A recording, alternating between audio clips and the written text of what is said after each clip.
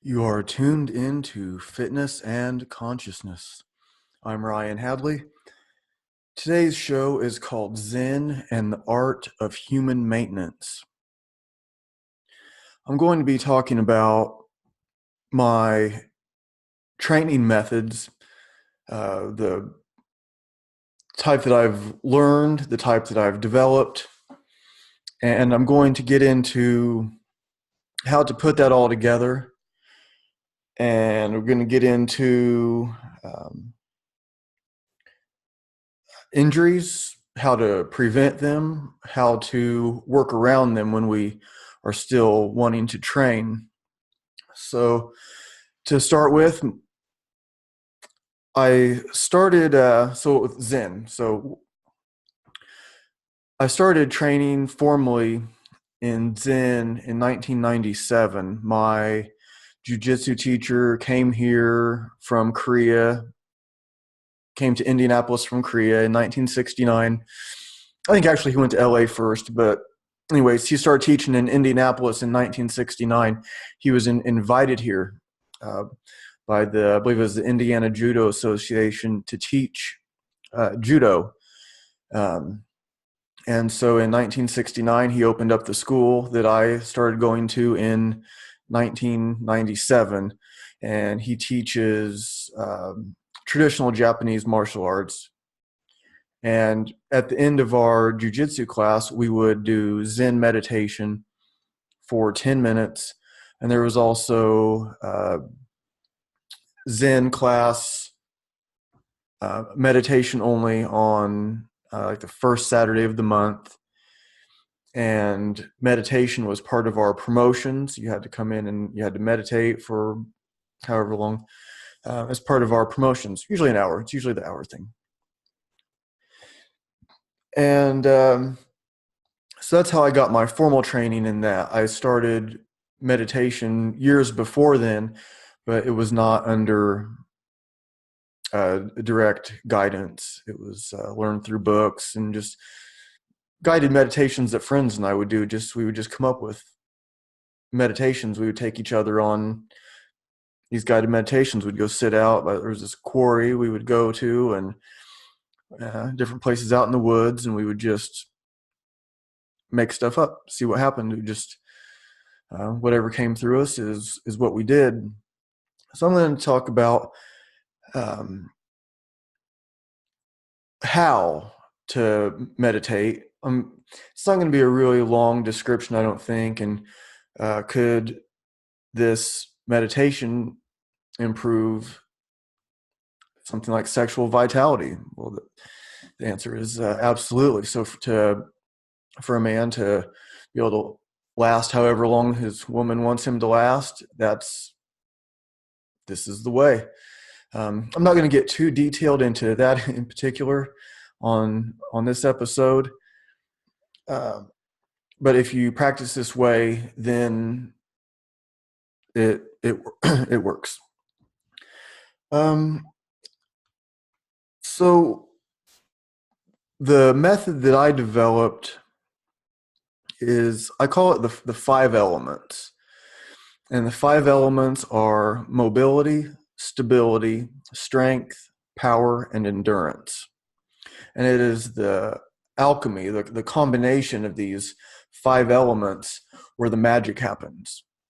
So that's how athletes are developed. And everyone has some degree of this. And whether you're a competitive athlete or you just want to get in better shape, taking all of these into account will get you the optimal results. And so I'm going to go through each one of those and briefly, and then I'll talk about how I put classes together. And I do offer like online training. This episode's not a commercial for that, but if you are interested, you can send me an email. The easiest one to remember because of the show is going to be fitnessandconsciousness@gmail.com. So online training can be through video. I can do technique analysis, consultations, and you can send me an email to see if what you want is something that I can help you with. So if you want to do something like Olympic weightlifting, I'm not really the guy to teach you that. I mean, I kind of know that stuff, but I don't practice it. It's not my thing. But many other things that I could very well help you with. And I think this show in itself will be helpful if you're maybe a newer trainer, you train on your own, or maybe you've been training people for a long time and you're wanting to switch things up or to just gain more perspective. So this show in itself, like I said, it's not just a commercial. It's a overview of how I do things. So the first one, the first element, mobility. Now I would consider mobility anytime there's movement. So other people can have different definitions of these, and there's overlap. But so mobility. So if you're standing there and you're doing arm circles, that's a mobility exercise. If you're walking, that's mobility. If you're running, anytime you're moving. So, and perhaps you could put stretching kind of into this also, but stretching could also be strength. Stretching could be it. If you keep breaking it down more and more, you see how it's hard to nail everything down. It's like playing like whack-a-mole with your definitions. So I don't want to get too in the weeds with that. I haven't found that helpful. So mobility, think of any time you're moving. So shoulder circles, hip circles, and locomotion. So it was also including if you're doing animal movements. So bear crawls and monkey movements and pretty much anytime you're moving. Mobility. So stability, I'm defining as a static strength. So it's not moving when there's some force that wants you to move. So even just standing upright is going to be stability. Gravity is wanting to pull you down. Our shoulders want to slump. Our head wants to come forward. But you resist that. You align your bone structure for optimal posture and stability that way. Also, if we're having a movement like a dumbbell clean and press or kettlebell press, and I'm standing there and I'm pressing the kettlebell or whatever it is above my head. So my body is doing stability, and my arm is going to have some degree of mobility and strength. So strength being moving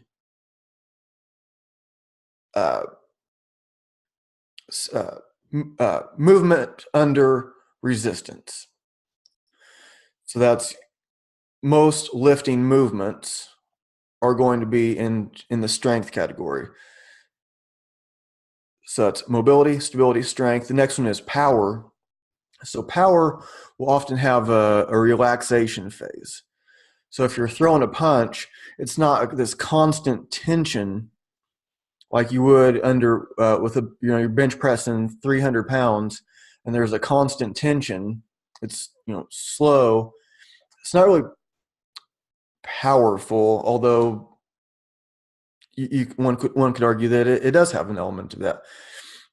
But so power is going to often have this relaxation phase. So think of, instead of press, more like a jerk.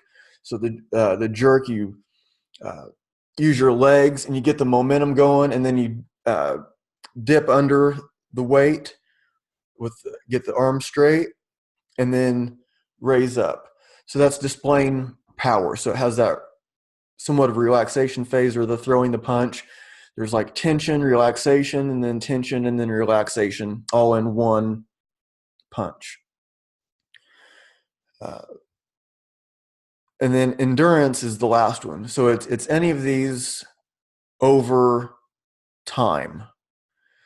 So those are the 5 elements: mobility, stability, strength, power, endurance. And combining these gets us the optimal results. And almost anything that you can think of is going to fit into those 5. And like I said, there's going to be overlap.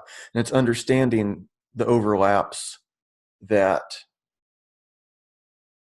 will provide you better and better results with less plateaus, because you can see the different things that you can work on while something else is coming to a plateau. You can switch things up and keep making progress in a different area, which will then, when you come back to the one that you plateaued at, it's going to give you the different skills that may perhaps push you through and make more progress that way. So a little bit more about me. So with my training, I started as a trainer in 1999, and I'm currently certified by Strong First as a kettlebell instructor, and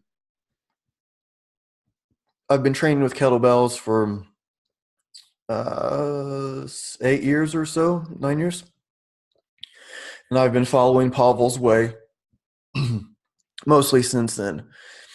And I've looked at pretty much every method that there is. There's, of course, there's going to be some things I haven't seen, but for the most part, I spend a lot of my time searching these different methods to find out what's the best, because people pay me a decent amount of money to know what I'm talking about. And so I take it as honor and responsibility to make sure that I'm providing people the top level of training. I developed my own method that follows the 5-element theory, and I call it freestyle kettlebell training. So in freestyle kettlebell training, as opposed to just the strong first style, strong first is considered hard style. It created hard style. With freestyle kettlebell training, I do that. That's what I mainly do. But there's also more flowing movements. There's more different kinds of juggling with the kettlebell. There's more, I guess you'd say, like variety of movements that are not just put into the Strong First curriculum. Strong First isn't trying to show you 10,000 techniques and how to do them, in a mediocre way. It's focusing on relatively few techniques and being excellent at them. And I believe that is typically going to be the best way to start out, because that's going to provide you a very strong foundation for adding whatever it is that you want to add. So I will put a class together. So at the beginning of a class, with classes we have to be a little bit more general. So where with clients, I write everything down, every set, every rep. The progressions are set, and I make changes as we go. So yeah, I have a good idea of what we're going to be doing next week and the week after, but that could change. It's not written in stone. I use a pen, and I can change things up as necessary. And one of the things that makes us change things up is injuries. I'll get to that in a little bit. I'll go back to like how I put the class together. So at the beginning of a class, where I'm going to have different people, different strength levels, experience, age, a whole host of variables, and just writing out a detailed program for everybody and trying to implement that in the classes, it's just, there's just no way. So what I do is we begin with mobility. And so it's going to be like the stuff like the shoulder circles and trunk twists and uh, various movements. I usually start with the head and then go down to the toes. So with the head, start with like neck circles and neck going in each direction, left, right, up and down, etc. Then shoulder circles, trunk twist, hip circles, knee circles. There's a few different ways to do that. And then move down to the rolling the ankles around, rolling the toes under on the floor. So the top part of your toe is on the ground and you're circling your ankle around. So you're also um, moving your toes around. You're working all the joints literally from head to toe. Get started at the beginning, and we can only, maybe we'll spend just 5 minutes or so on this, and then maybe we'll move into some animal movements, and just to get the body more and more primed for lifting. Other times we will skip the animal movements and go straight into carries. I start a lot of my classes carrying weights, and we'll either carry. Most of the time, we're using kettlebells. I've found that kettlebells are, when you're working with groups, they're a lot more versatile, and you don't have to be so precise with the weights. So kettlebells go farther than the dumbbells or barbells. But so we'll start out carrying the kettlebells, and maybe you'll have like doing like a suitcase carry, maybe one arm, two arms, and then go to the rack position. So you'll have the kettlebell in the rack position, one, two kettlebells, and then we will go overhead. So overhead carries, and again, one or two. So you also might have the kettlebells in different positions. So one is overhead and one is in the rack position. One is in overhead and one is in the low position, the suitcase carry position. And all those variables. So the same thing, one's in the rack, one is at the suitcase. So we cover all these different things. And a lot of times I'm not really dictating exactly what everybody has to do for these parts. So I'll just say carries. And most of the people that I'm working with now have been training with me for quite some time, so that they already know. They know what we're doing. But I may say, okay, this time we're doing one kettlebell, this time we're doing two. And I try to have a balance of that. There's different advantages of having the imbalanced load. So maybe you have one that's heavy, one that's medium. So you're carrying an imbalanced load. So then we get into the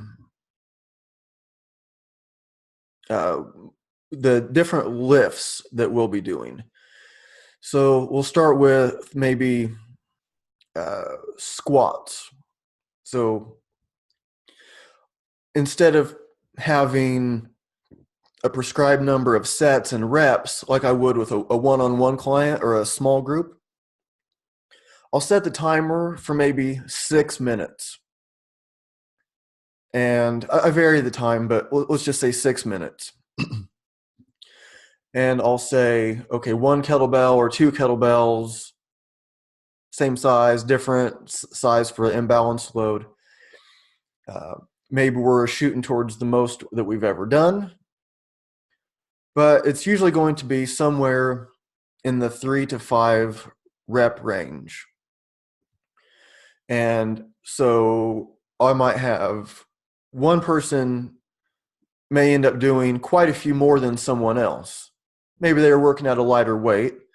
Maybe they were, there's a whole list of variables. But instead of like waiting for someone else to finish up their 4 sets or their 6 sets, you have 6 minutes to work on this skill. Strength is a skill.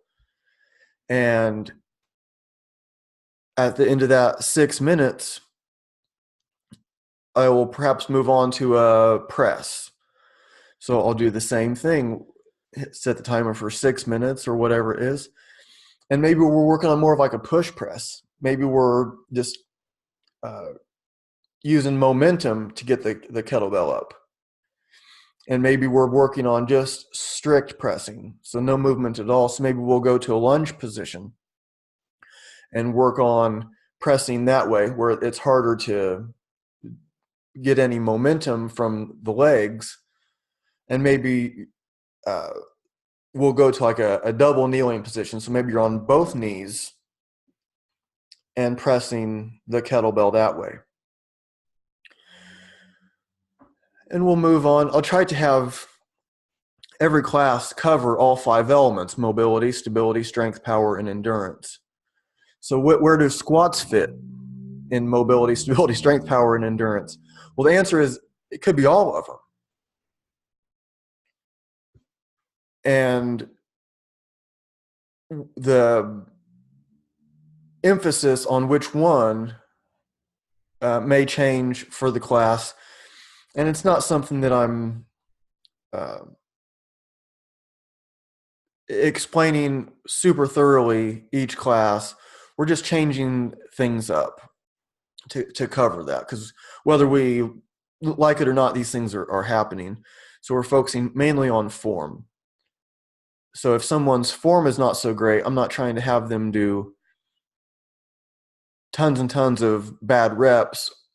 We're trying to dial in of good reps. You have good reps, then you can do more and increase the intensity that way.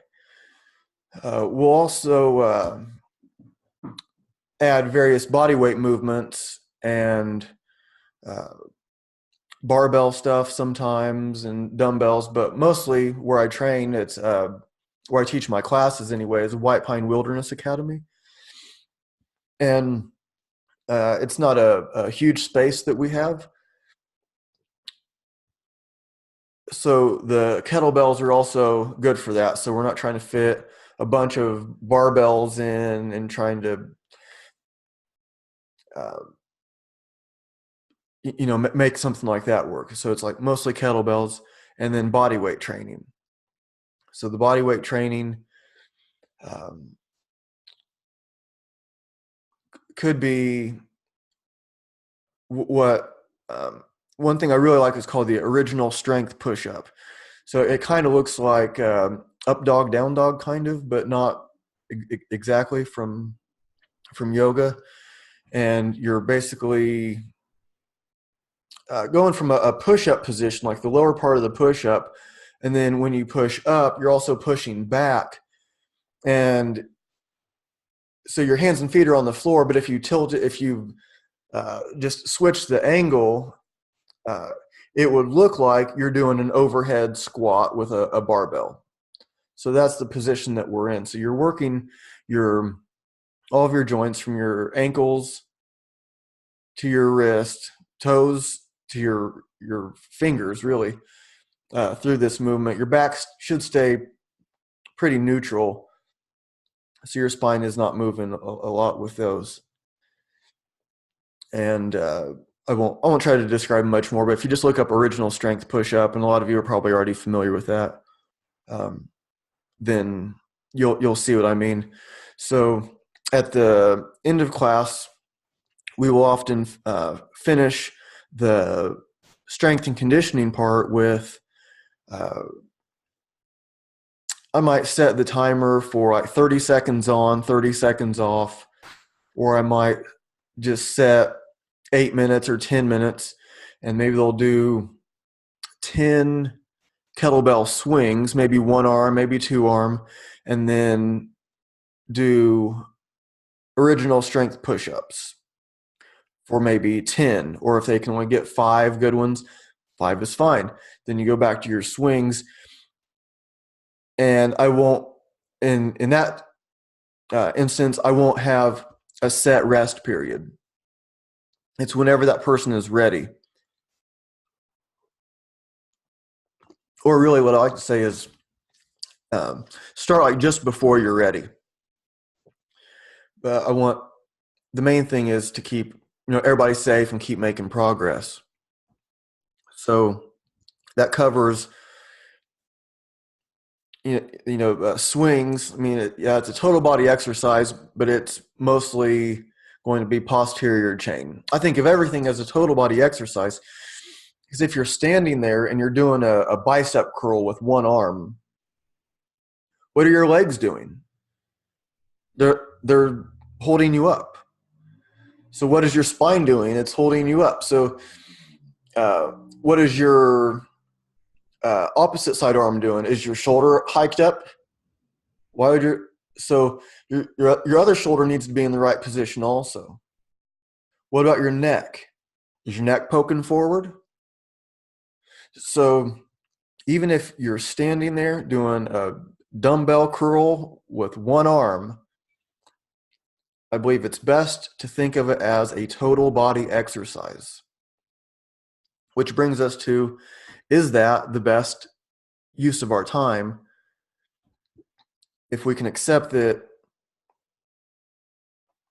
everything we do is a total body exercise, our whole body is there, is that the best use of our time? So it's really rare that I plug those into somebody's program or do them during class. We will sometimes. Sometimes it's fun to pump up the arms, and I have a client. I've had clients. I think it was over a year that they were with me before we did a standing bicep curl. And we still don't do them very often. They're not in the program. But when let's say that it was a husband and wife that I've been working with for a while, and it was over a year before we did any standing bicep curl or any single joint movement. And when it was time to do them, just kind of like for fun, not for fun, there is benefit to it. But when we were doing, like, okay, let's pump up the arms now, and he goes to grab the dumbbells.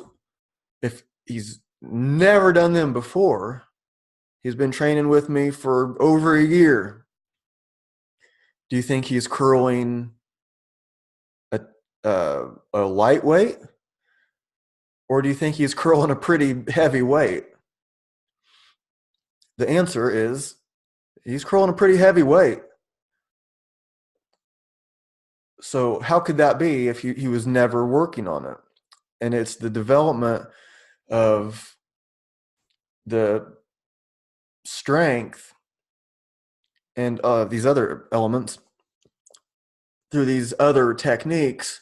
And then so standing there doing a bicep curl, even grabbing like a 40-pounder, just does it over and over again. I can do really high rep. He could do really high reps without, it was no big deal. And so we want to make sure that we're using our time most efficiently.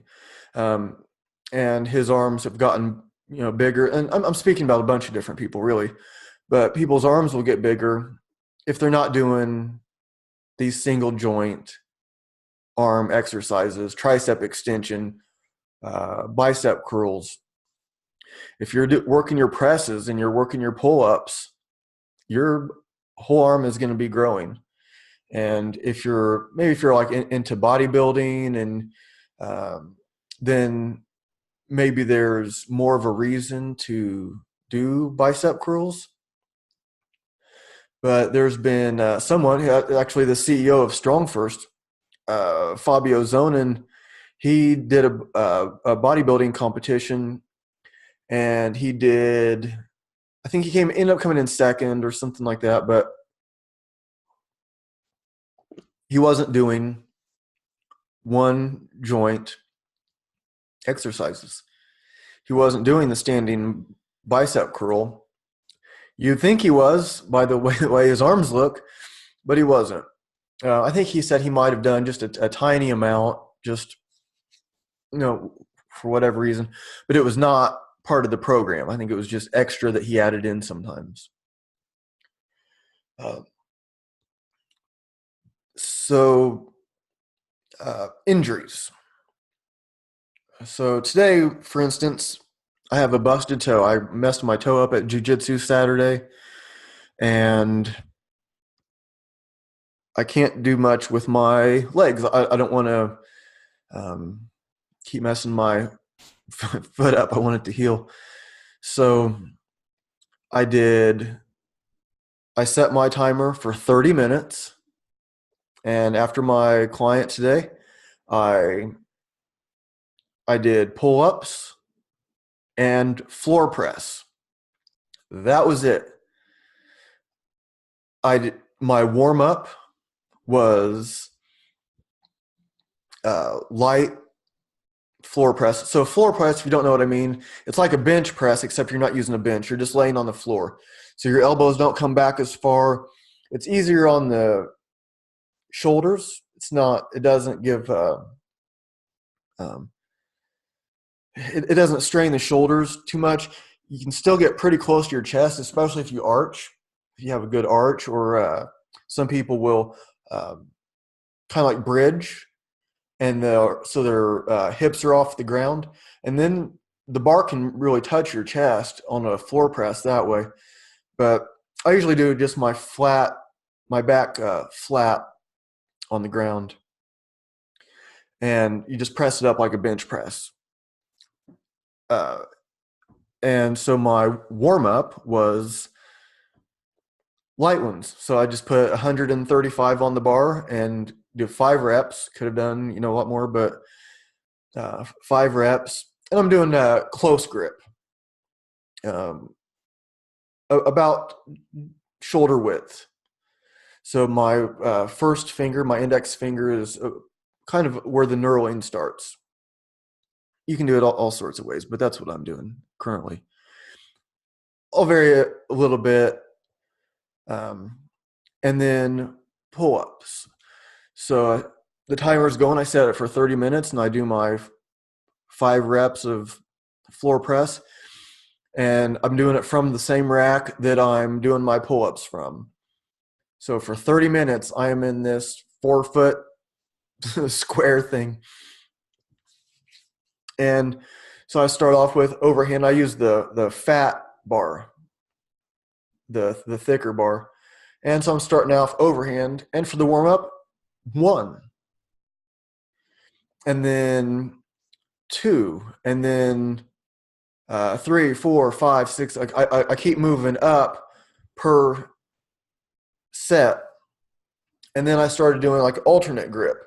So one hand is under, one hand is over, and I'm pulling up that way, switch, and I was just going back and forth. So as my weight was going up for my floor pressing, so from 135, 155, 175, 85, 205, 225, I was doing more and more reps of pull-ups. And then when I was getting into the heavier floor press and my reps were coming down, get into the 2 or 3 rep range, my pull-ups were still going up. And then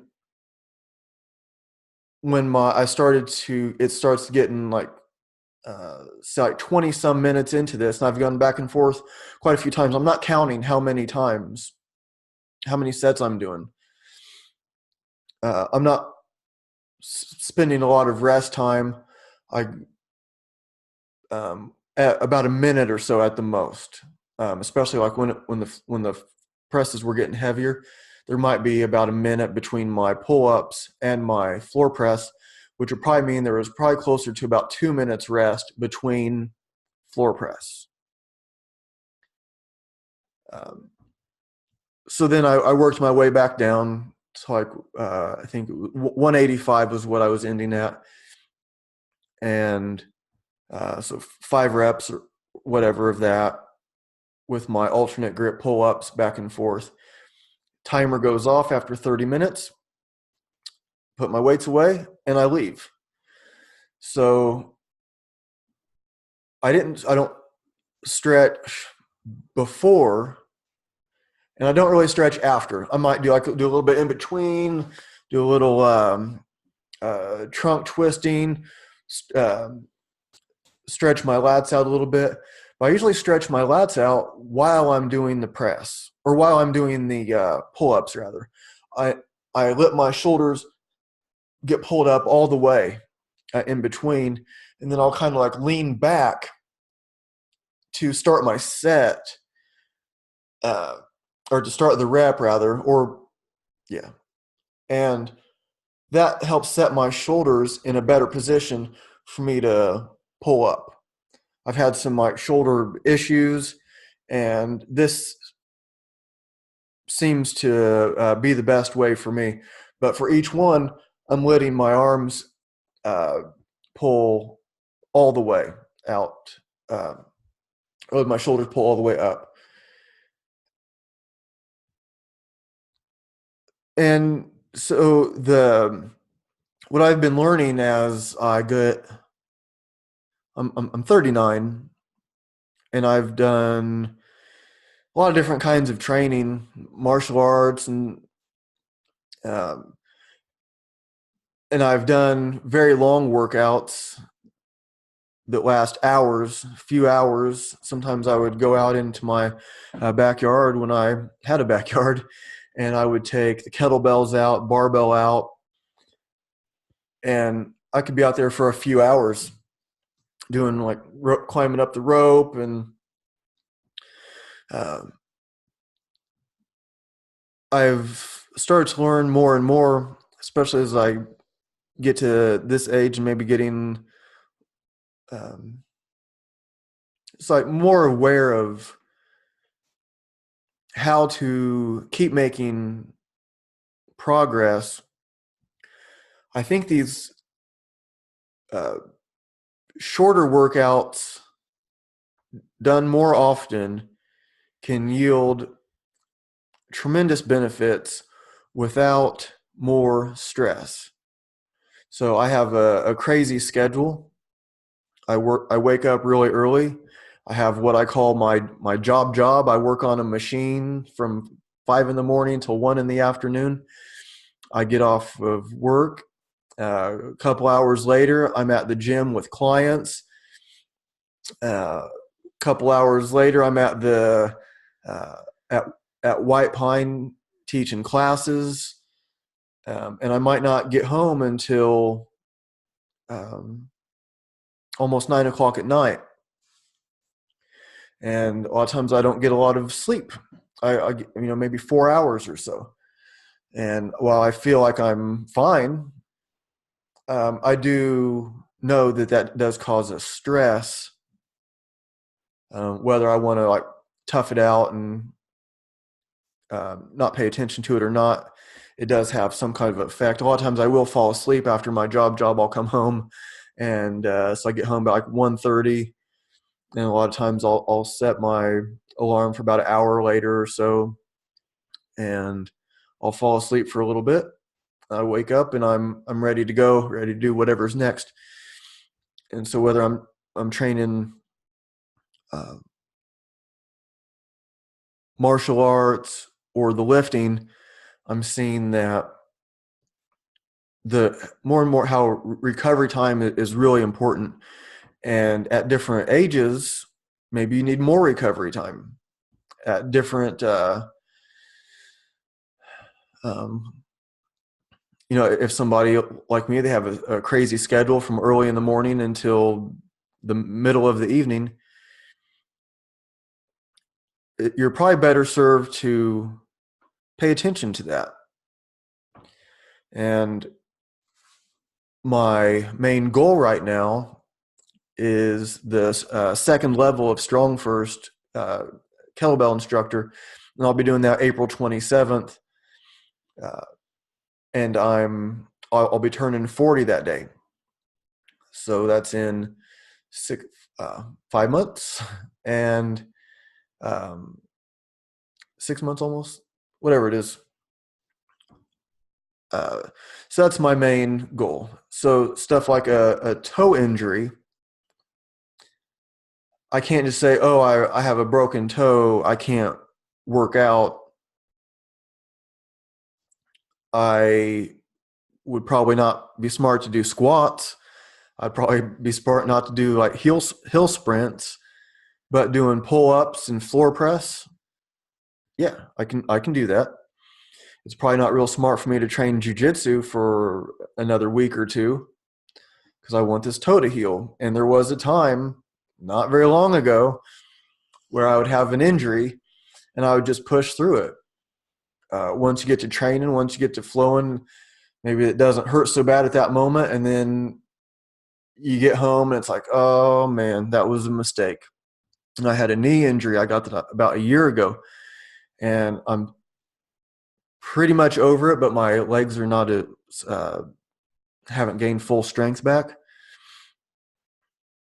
But I was kind of doing that same thing where I was just going back to class and then I was regretting it, and then I would do something else like, oh, I think I'm cool for doing squats, so I think I can walk around the hills, and it's like, well, that was stupid. So it's a lesson I've learned a whole bunch of times over the last 20 some years, but it's starting to sink in a little bit more because the main thing that I need to do is pass my Strong First level 2 test. And I should be fine, but something like not taking care of injuries could really mess me up. My first one, I had a shoulder injury, and there were moments where I had some self-doubt whether I was going to be able to pass that test. But anyways, so let's get into the Zen. And I think I'll start to wrap it up before too long. I could make a whole show out of different aspects of this, but I mainly wanted to give an overview of my thinking and how my class structures work. And so Zen, what do I know about Zen? Well, that's quite a Zen riddle right there. But the technique I learned from my teacher is we would sit in seiza. So that is the traditional Japanese way of sitting. You're sitting on your ankles and you have your hands, you could have I know most people listen and not watch the video, but if you can see the video, have my hands in this, call it Cosmic Mudra. I think there's some other, I don't know if you could hear me, I just got away from the microphone, but you have your hands like in what is often called the Cosmic Mudra, and you have that on your Tantian. So you're sitting on your ankles, and your hands are on your legs, and your pinkies are touching your Tantian, and your thumbs are lightly touching. And your spine is neutral, and your tailbone is being pulled down with gravity, and the top back of your head is being pulled, you think of it as being pulled up. So you're trying to touch the ceiling with the top back of your head. That makes your chin tuck a little bit. Some people will teach, I see it in like some yoga um, methods. Not that it's wrong, but it's just different. But they'll have their chin up, and they think that, oh, they're getting more air. But our way is the chin is tucked. Okay, so that posture, it's also how you should do your lifting. Well, there's a lot of carryover. So tailbone is being pulled down with gravity. The top back of the head is being pushed up or pulled up like it's hanging from a string from the ceiling. And your shoulders are in line with your ear. Don't let them hunch forward, and you're not, pulling your shoulder blades together to have them too far back. If you're So your head is above your hips, and your shoulders are in line. The hips, ears. Your tongue is on your palate, so right behind your teeth, touching the top. And that makes a connection we call the microcosmic orbit. And it might sound crazy or just like some kind of baloney somebody made up, but I can feel it. And there's some things that I will not talk about that, maybe I've read all these yoga books and all about these different chakras and all about different like the Indians, they call it the nadis or the meridians, and I can describe that stuff, but I won't tell people things that I don't have direct experience with. So I personally cannot really feel my meridians. Okay. So maybe they're real, maybe they're not. I don't know. I'm not saying, I'm just saying I don't know. There was a time I tried to like focus on them. I would try like learn one and just try to feel it for that day or that week and see if I could tune into that. But I have had experience with some chakras. I've talked about a couple of them on the show. I'm not going to get into that right now. Let's say I've had a few, three that I've had experience with. So I would feel pretty comfortable talking about that. But I'm not going to tell somebody something that I don't have direct experience with, at least without saying so. But the microcosmic orbit, I can feel. And so you're sitting in Seiza, and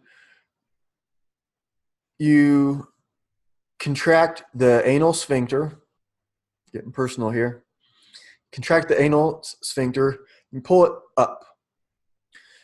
And that will send energy up the spine.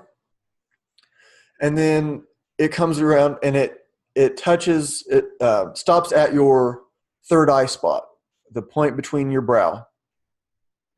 And then it comes down the front. So you had your tongue on your palate, connects the top and bottom, and it comes down the front. Personally, I can definitely feel it come out up the front. Or come up the back. I can do it pretty much at will. I can even do left side, right side. And I feel it stop at my third eye spot. But I don't feel it come down the front very much. It's pretty faint. There has been one time in particular, I really felt it really strong. But most of the time for me, that part is pretty faint. So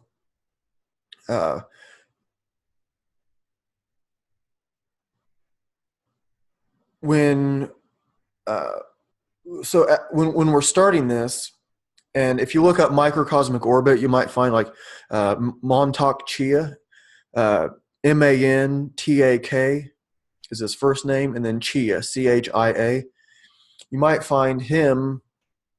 You will find him if you look, describing the microcosmic orbit, and it's the same as what I learned from my jujitsu teacher. It's the same thing. Mantak Chia is a Taoist teacher, and I don't want to get too detailed into this part of it, but that is the secret for sexual vitality. So if you learn how to control that, when you also learn how to separate orgasm from ejaculation for a man. It's not the same thing. So instead of orgasm and the energy come out like ejaculation, you learn how to send that energy up into your brain. Probably more than just the brain, but we could say like the upper Tontian or your crown chakra even, or your, but you can think about it just like in your head and beyond. And so normally, what I hear anyways is when, after ejaculation, guy gets tired, goes to sleep. It's this huge release, and then game over. And then this relaxation, going to sleep, laying there, and done. But with this way, instead of letting your energy come out, it goes up into your brain, and it goes off like fireworks. And it's very stimulating. It's not the relaxing release of letting it come out. It is it gives you more energy. And so for the Taoist man, he may not want to ejaculate. Maybe not for a week, maybe not for 2 weeks or a month. Because he has learned that orgasm and ejaculation are not the same thing. And these higher practices, well, it's just better. I mean, people can like whatever they want. I didn't plan to get into all of that. Maybe I'll give more details at another time. But through this meditation, that is a way to learn that. So back to the technique. Your posture allows correct breathing. You don't think inhale 4, exhale 4, or inhale, hold, exhale, hold. All you do is you concentrate your posture. And correct posture allows correct breathing. So your breathing will end up coming down to maybe just a few times per minute, maybe 5 times a minute, maybe 4, maybe 3, maybe 1. Sometimes it seems like it just stops. And then you realize, oh, it stopped. And then heart rate goes up a little bit, breathe a few times, it's because it caused this weird thing. When you realize the state that you've reached, it can, coming back from that can be Uh, uh, just it's just coming back from that. It's just what it is. It's just how it works. So what happens is we learn how to be not re- learn how to be less reactive to things also, besides this sexual vitality stuff and um, directing the orgasm into the brain and not ejaculating and falling asleep. And uh, we learn how to be less reactive. So for instance, when we're sitting there in meditation, sit down to meditate, oh, it's all peaceful, nice and quiet, the neighbor starts his lawnmower. Oh, that imminent, oh God, you're shaking your head and you're mad and clenching your jaws and you're like, God, it's ridiculous. He's mowing his lawn right now. What an idiot. You can do that, but over time you're like, oh, that's my Zen teaching right there.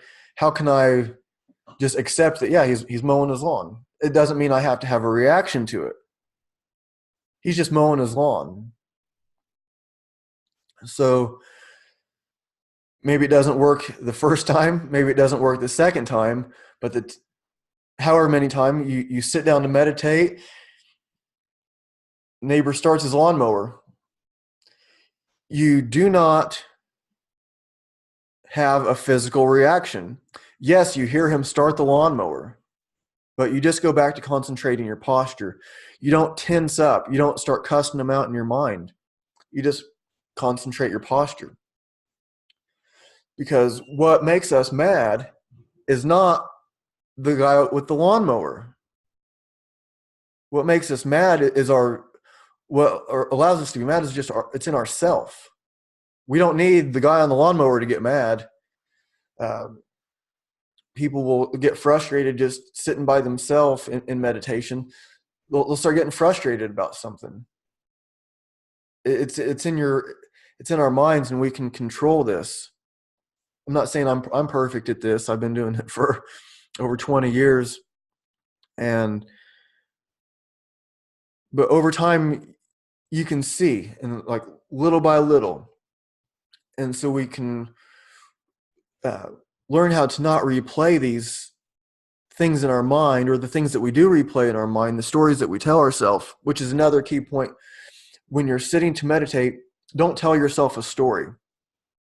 Just keep going back to your posture, or concentrate on your Tantian, which 2 inches below your navel, 2 inches in. You just look at that with your mind's eye, and you're also like with your eyes kind of like half closed, and you're looking towards the floor by your knees, but more like in the space in between. So it can get more and more detailed than that. Maybe I could have explained that better. But that's pretty much it with the Zen meditation. So with these Zen teachings, they go on and on and on. But through these meditations, correct posture, allowing correct breathing, and then when these disturbances, these would-be disturbances, will have less and less effect on us, which gives us better health. Because if we're stressed out, that causes all kinds of diseases, right? And so the dog starts to bark. The guy starts his lawnmower. As soon as you sit, you got your incense going, everything's peaceful. And then, uh, you live in an apartment and the baby next door starts crying or something like that. Or something happened from your past and you replay that in your mind a lot. And I've done this too. Still do. And but instead of, when these things pop in your mind, instead of tensing up and telling yourself a story about it, correct your posture and just relax, and you learn how to not have that physical reaction. And then so over time you learn how to well, for instance, my jujitsu teacher would tell us publicly. It's kind of a private thing, but he would tell it to us. He'd say that when he was going through his divorce, he would sit down to meditate, and there's his ex-wife in his mind, and he'd be like cussing in his mind about it. And uh, so meditation's over. The next day, sits to meditate. There she is in his mind, and he's cussing her out in his mind. But concentrate the posture, concentrate the posture, concentrate the posture, work the technique. And then he said later, when he saw her at the store, he smiled at her. And he said she wasn't smiling, but he could smile at her. And that really stuck with me. So he's really taught me so much. I said something on the last podcast about how and there's a way I resent him. But I did say it's not his fault that I have some resentment. It's in my own mind. The resentment being from what I thought we should be practicing, like what I knew he could be teaching us, and what he was at these later years. Doesn't mean he was wrong. It just means this is the stuff that was going through my mind. But the stuff that he has taught me had a huge effect. And I can see how other people that maybe have been doing martial arts for a long time don't have that same. You can tell they didn't learn from him, I guess you could say. And I've seen it at my job.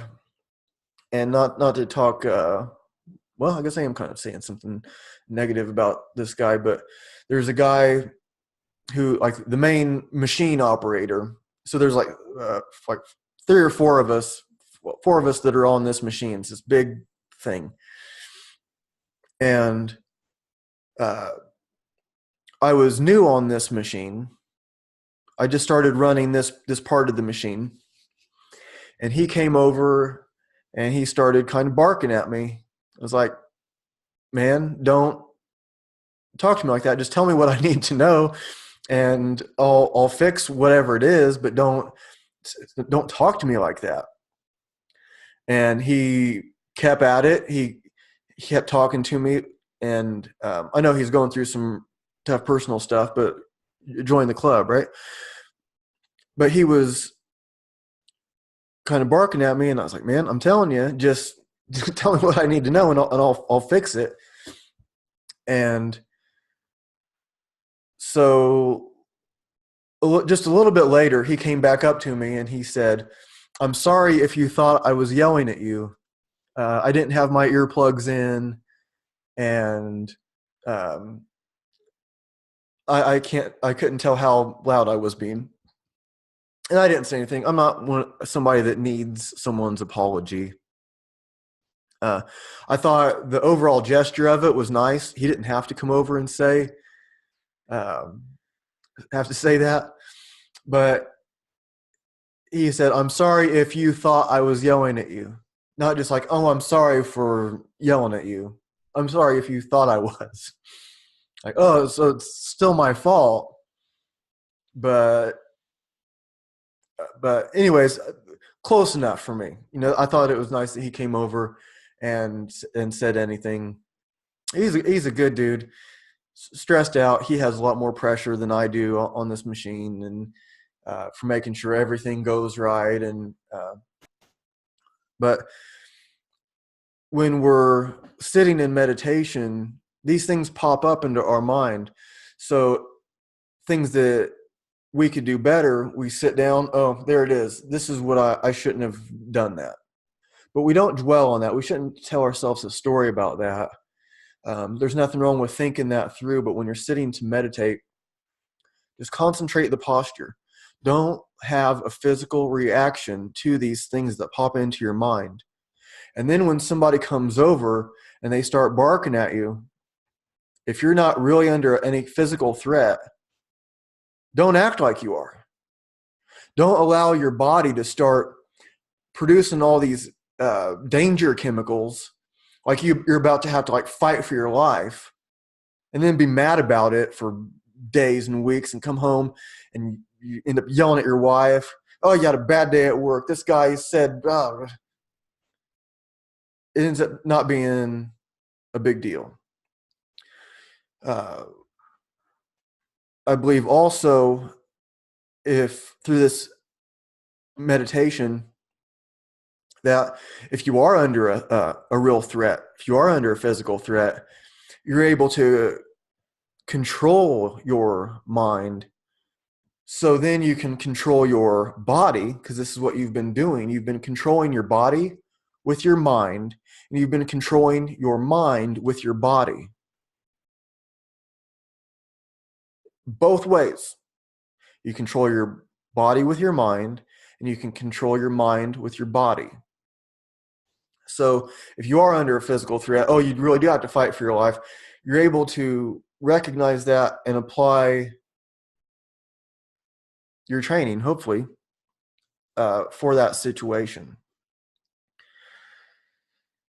I think I'm going to pretty much leave it at that.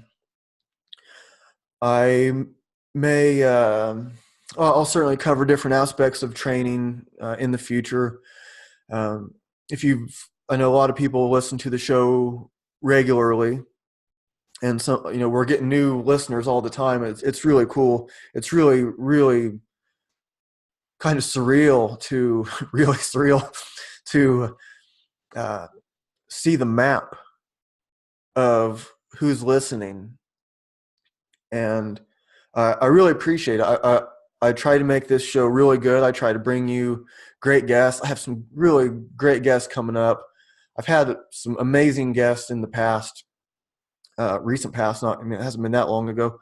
So I'm going to continue to find great guests. I have at least one of them planned. Today's Tuesday. Sunday, I have a really cool one planned. I heard Joe Rogan talking about him. I sent him a message. He's coming on the show. A physiotherapist that I just discovered yesterday, I sent him a message. He's coming on the show. I don't want to say his name until it actually happens, because sometimes things take a long time to actually schedule, and so I don't like to say who's coming on until it actually happens. But just to see the show grow every month, and looking at the analytics and starting at the bottom left of the graph and it going up and up and up towards the top right, just steady growth. It's really amazing. And so my goal is to definitely make this show the best show for fitness and consciousness related topics. So sometimes we'll get pretty esoteric. It's just the way I am. Or today, I was trying to not get into the esoteric. I was just trying to talk about, these physical training methods, and then get into the Zen a little bit. And then I end up getting into a bit of the esoteric, which it's just me. It's just the way that I am. And I have things planned out. And for the most part, I just let it fly and see what happens. So I hope people enjoy that. If you have any feedback for me, you can send it to fitnessandconsciousness@gmail.com. If you would like to be a guest, send me an email. If you have show ideas, if you have, whatever it is, send me a message if you'd like to hear me talk about something. If you would like to do online training with me, send me a message. We'll see if I'm a good fit for you. And it can be over like Skype, or like I use Zoom. I usually use Zoom. It's a free app for, I have a subscription, but it's free for everyone else. That you don't have to have a subscription. So send me a message with what it is that you're looking for, and I can tell you what I can do, or if someone else might be a better fit for you. So, thank you for listening. I will talk to you next time.